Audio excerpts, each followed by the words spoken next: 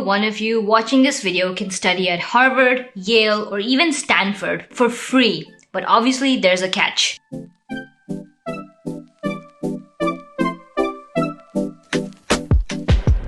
Today we're going to talk about MOOCs, Massive Online Open Courses. Now for those of you guys who don't know what these are, there are universities like Harvard, even Johns Hopkins, and legitimate courses that are taught by professors from these universities online for free. For anyone in the world can take them. So let's take Harvard for example. Harvard has almost 136 free courses that you can take right now. You don't need to get admitted. You don't need to fill out any application form or write any of those yuck essays at all. You just kind of sit in the class, listen, learn new stuff, and that's pretty much about it.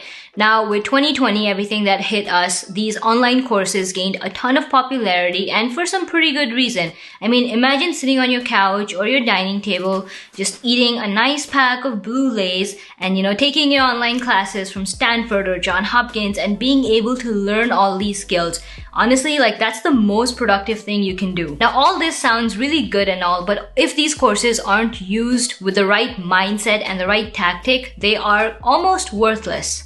Now, a lot of these students do these online courses for the sake of a certificate, and there are two things that is wrong with this whole mindset.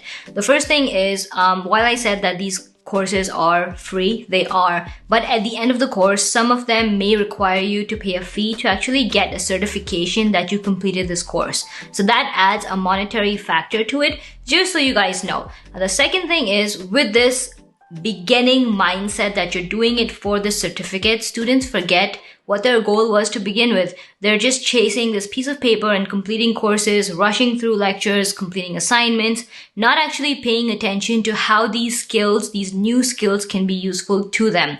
And this is where your whole vision is lost. And at the end of the day, you're just doing it for that piece of paper. So this whole mindset is not something that you need to have. When you're taking these courses, your ultimate goal needs to be to learn new skills and then see how you can apply these skills to real life applications. A good example of this is Skillshare. Now, one of the classes that they offer is building 10 Python beginner projects by Jude Rajiv, or learning Python programming by building projects by Shubham.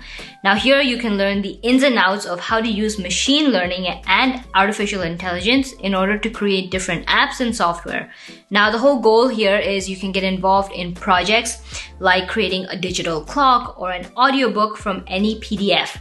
Now, obviously, these aren't the only projects that you guys need to do, but the goal here is after taking these courses, you can actually use your skills to building some substantial projects, even in groups if you guys want to. Now, the first 1,000 people to use the link in the description below can get access to Skillshare Premium free for 1 month, so check that out. Now, some of these platforms like Coursera and EDX, for example, also offer full-fledged degrees online, which I'm not really a fan of, and just hear me out. I feel like there's a lot more to the whole college experience in terms of interpersonal skills, you interacting with actual people, than just sitting in class and finishing lectures and assignments.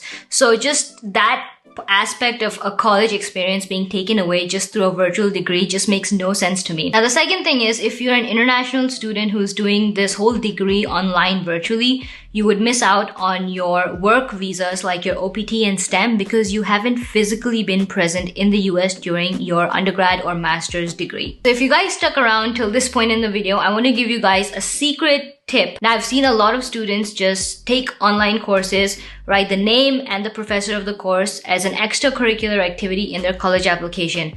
That's a huge no. A better way to approach this is to complete a course, use those skills that you learned to do an actual project, and then talk about that project in your extracurricular activities. This not only shows that you went out of your way and did that